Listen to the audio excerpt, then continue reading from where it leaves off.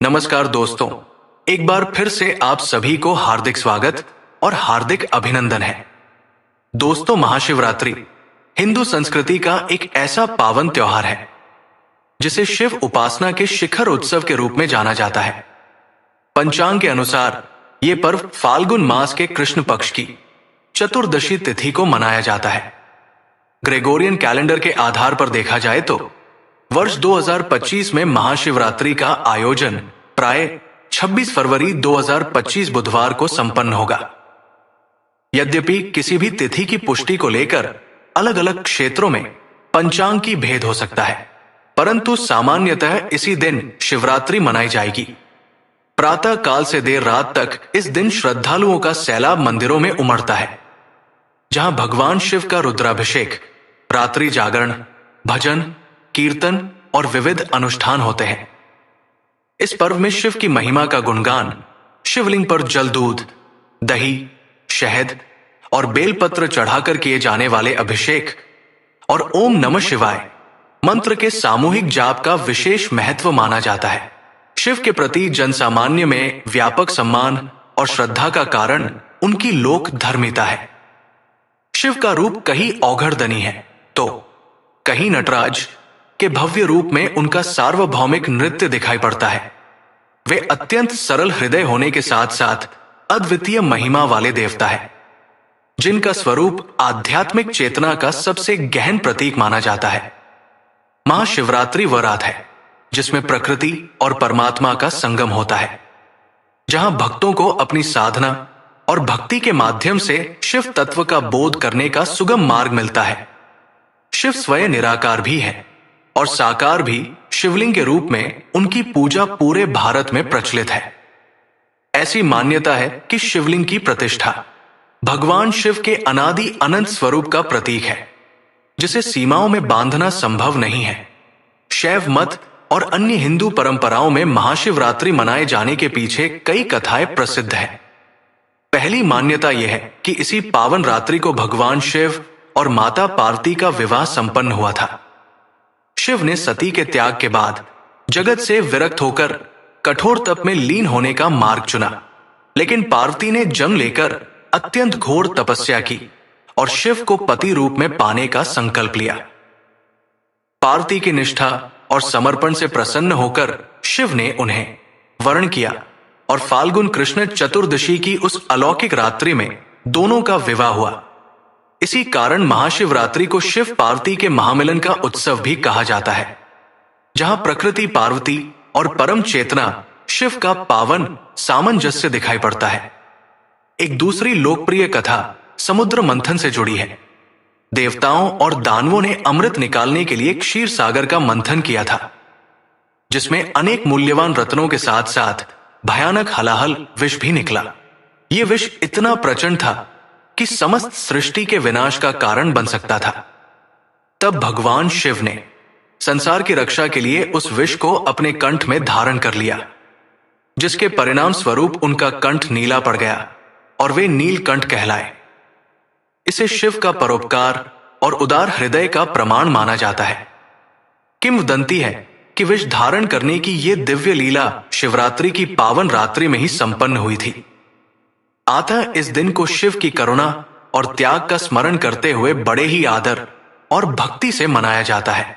तीसरी धारणा यह भी है कि महाशिवरात्रि की रात को ही शिवलिंग का प्राकट्य हुआ था, अर्थात अनादि अनंत अग्नि स्तंभ के रूप में शिव ने स्वयं को प्रकट किया, जिसके ओर छोर को ब्रह्मा और विष्णु भी ना देख पाए।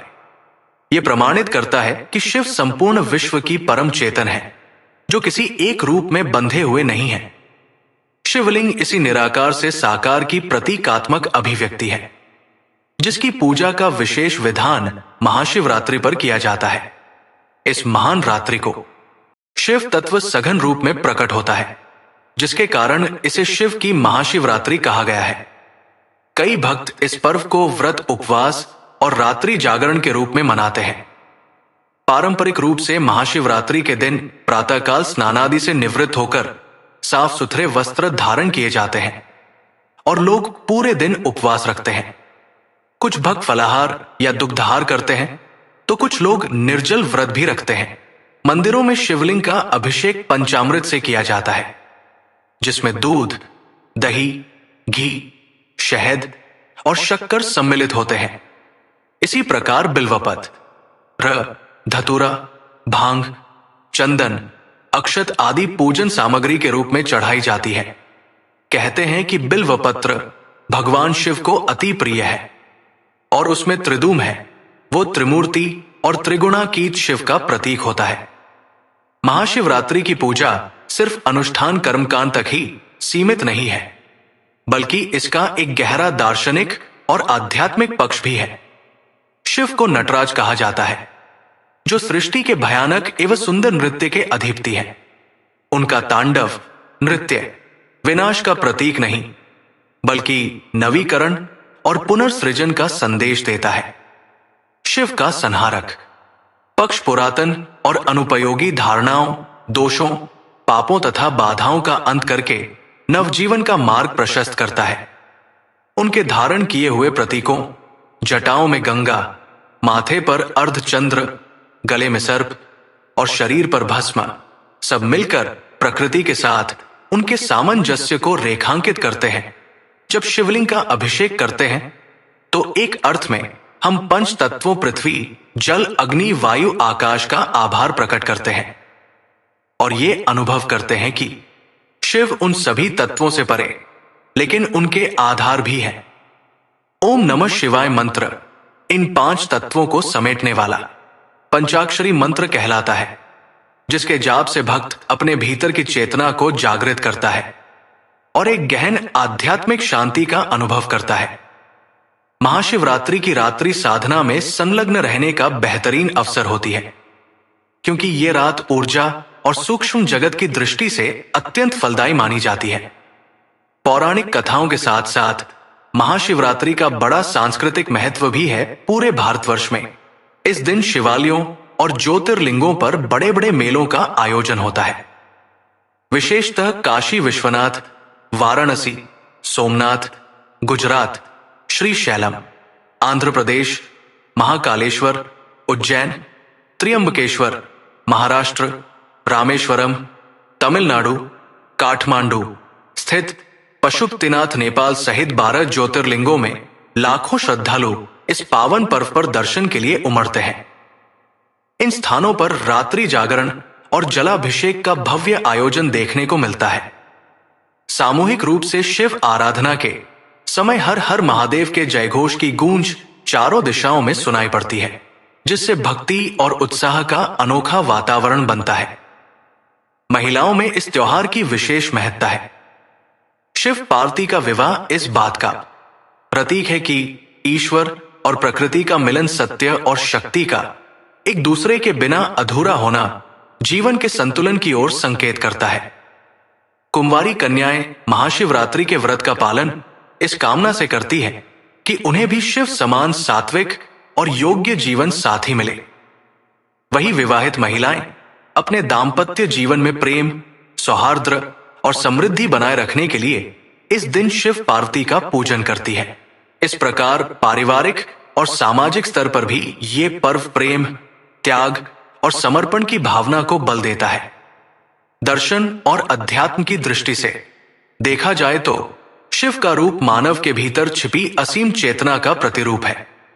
महाशिवरात्रि आत्मचिंतन और ध्यान के लिए उत्तम समय माना जाता है। योग और तंत्र साधना करने वाले साधक इस दिन या रात को विशेष ध्यान, प्राणायाम और जाप करके अपनी कुंडलिनी शक्ति को जागृत करने का प्रयास करते हैं। शिव ध्यान में लीन होने से चित्त में निर्मलता आती है। क्रोध, लोभ, मोह जैसी नकारात्मक वृत्तियां नियंत्रित होने लगती है और जीवन में एक नई ऊर्जा का संचार होता है। शिव सहार से भी जुड़े हुए हैं, परंतु उनका सहार रचनात्मक होता है। वो पुरानी और अनुपयोगी योगी संरचनाओं को तोड़कर एक नए सृजन का मार्ग तैयार करता है। समुद्र मंथन की कहानी प्रतीक है कि जीवन में जब कठिनाइयां आती हैं तो हमें भागने की बजाय उनका सामना करना चाहिए। शिव की तरह विष को ना उगलना है ना निगलना है, बल्कि कंठ में थाम कर उसे निष्प्रभावी करना है।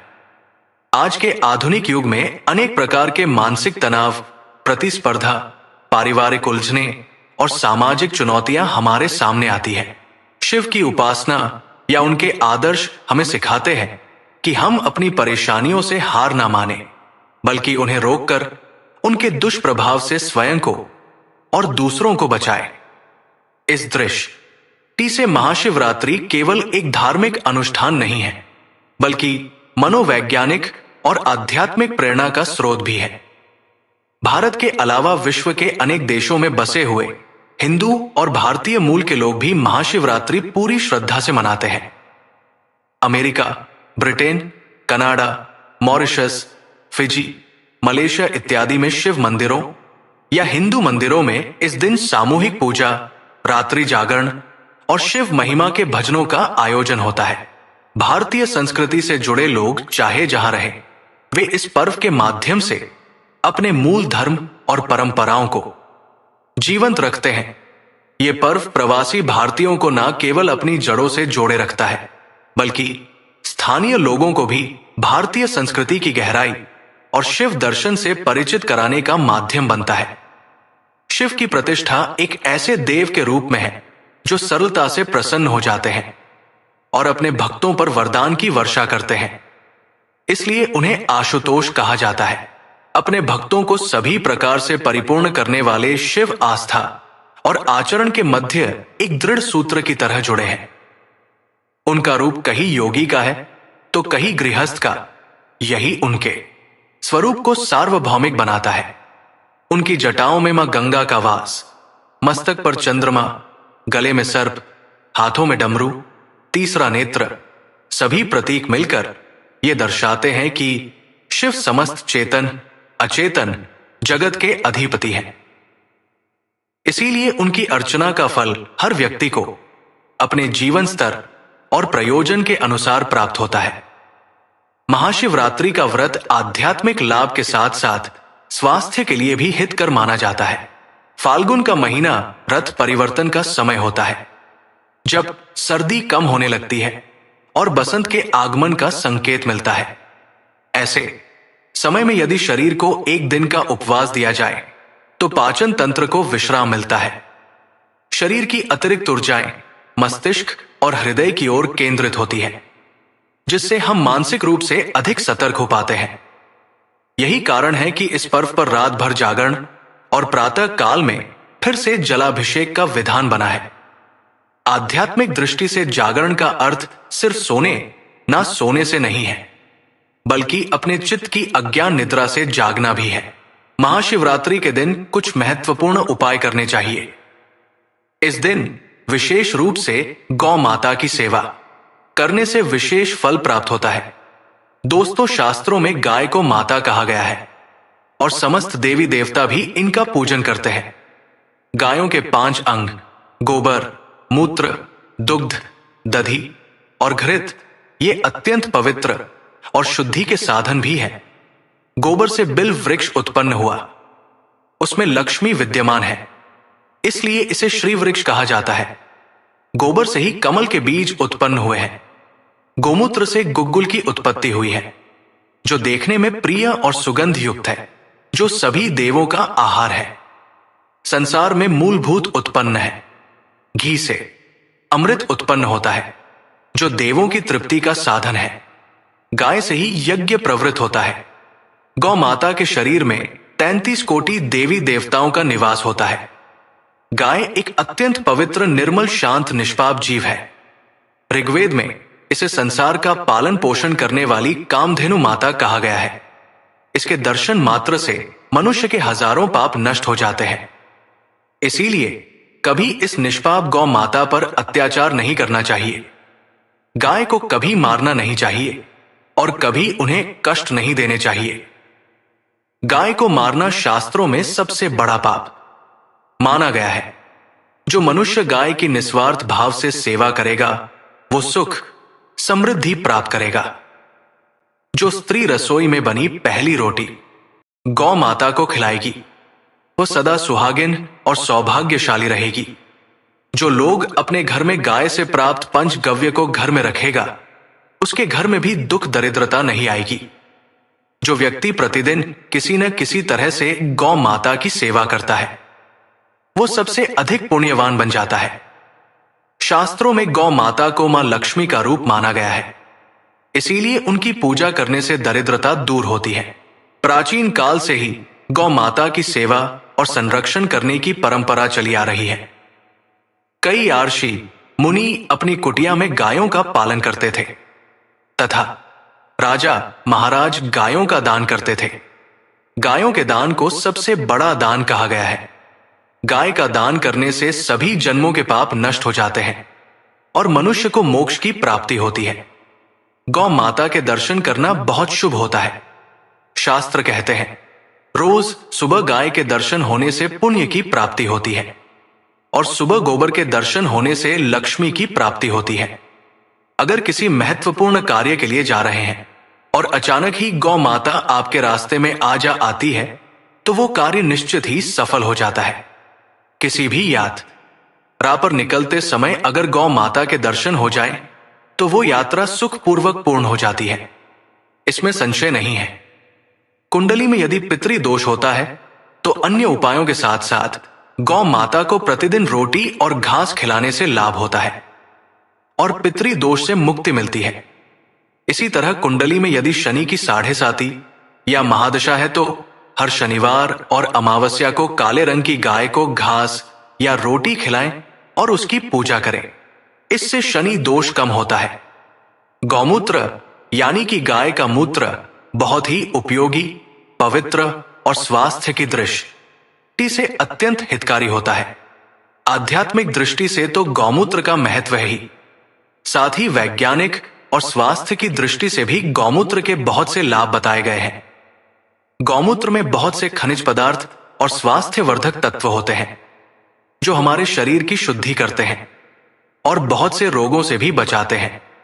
साथ ही गौमूत्र छिड़कने से वातावरण में शुद्धता और पवित्रता व्याप्त हो जाती है। इसीलिए हमारे शास्त्रों में शरीर को निरोगी रखने के लिए प्रतिदिन गौमूत्र का सेवन करने तथा घर में गौमूत्र छिड़कने के लिए कहा गया है। कुंडली में शुक्र ग्रह की स्थिति को मजबूत करने के लिए ज्योतिष शास्त्र के अनुसार सुबह के भोजन में सबसे पहली रोटी निकालकर एक सफेद गाय को खिलाना शुभ माना जाता है। अगर कुंडली में बुध ग्रह कमजोर है या किसी कारण इसके दुष्प्रभाव झेलने पड़ रहे हैं तो हर बुधवार के दिन गाय को हरा चारा खिलाना शुरू कर दें। इससे बुध से जुड़े दुष्प्रभाव दूर होंगे और आपको तमाम समस्याओं का हल मिल जाएगा। अगर कुंडली में मंगल दोष है जिसके कारण आपके जीवन में कई तरह की परेशानियां हैं तो लाल रंग की गाय की सेवा करें। मंगलवार के दिन गाय का पूजन करें और उसे गुड़ और चने आदि खिलाएं। बृहस्पति ग्रह को जीवन के सभी मांगलिक कार्यों का कारक माना जाता है। ऐसे में अगर किसी व्यक्ति के जीवन में विवाह आदि मांगलिक कार्यों में विघ्न निर्माण हो रहे हैं तो उन लोगों को कुंडली में बृहस्पति ग्रह की स्थिति को मजबूत करने के लिए रोटी पर गुड़ और चने रखकर गाय को खिला देना चाहिए। इससे शुभ परिणाम प्राप्त होते हैं। अगर घर में अशांति है, लड़ाई झगड़े होते रहते हैं तो घर में सुख शांति बनाए रखने के लिए घर के अंदर गाय के गोबर से बने उपले को जलाना चाहिए और उसका धुआं संपूर्ण घर में फैलाना चाहिए। इससे घर की नकारात्मक ऊर्जा नष्ट होती है और सकारात्मक ऊर्जा में वृद्धि होती है। गाय के दूध, दही, घी, गोबर और गौमूत्र से बनने वाले मिश्रण को पंचगव्य कहते हैं। पंचगव्य को पाप नाशक कहा जाता है और हिंदुओं की एक धार्मिक विधि प्रायश्चित करने में इसका उपयोग किया जाता है। पंचगव्य को बनाने वाली सभी वस्तुएं अत्यंत उपयोगी होती हैं, जो स्वास्थ्य के लिए लाभदायक तो है ही, साथ ही औषधीय गुणों से भी भरपूर है। अगर द्वार पर गौ माता आती है तो उसे बिना रोटी खिलाए जाने मत देना, नहीं तो दुर्भाग्य का सामना करना पड़ेगा, क्योंकि जिसके द्वार से गाय बिना कुछ प्राप्त किए लौट जाती है उसके घर से लक्ष्मी भी चली जाती है। प्रत्येक स्त्री को प्रतिदिन गाय के लिए एक रोटी बनानी चाहिए और प्रेम से गौ माता को खिलानी चाहिए। इससे गौ माता का आशीर्वाद प्राप्त होता है और मन की इच्छाएं पूर्ण होती है। कुछ लोग गौ माता को बासी भोजन अथवा जूठन खिला देते हैं। इसे शास्त्रों में पाप माना गया है। आप किसी अन्य पशु को खिला सकते हैं लेकिन गाय को कभी जूठन नहीं खिलाना चाहिए। भूख लगने के कारण गौ माता उस अन्न को ग्रहण तो कर लेती है, लेकिन इसका पाप उस व्यक्ति को लगता है जो गौ माता को ऐसा बासी भोजन खिलाता है। गाय एक शाकाहारी और पवित्र पशु है, इसीलिए गाय के भोजन में कभी मांस, अंडे आदि चीजें नहीं डालनी चाहिए। ऐसा करने से महापाप लगता है। यदि कुंडली में चंद्र दोष है और जिसके कारण लगातार परेशानी उठानी पड़ रही है, तो रोटी पर सफेद मक्खन, नमक और घी लगाकर गौ माता को खिला दे। यदि शनि दोष है तो आटे में थोड़े काले तिल मिलाकर रोटी बनाकर गौ माता को खिला दे। इससे शनि दोष समाप्त होता है। मंगल दोष को दूर करने के लिए रोटी पर हल्दी लगाकर गाय को खिलाना चाहिए। अगर घर में धन की समस्या है तो गुरुवार के दिन गाय को केले का फल खिलाना चाहिए।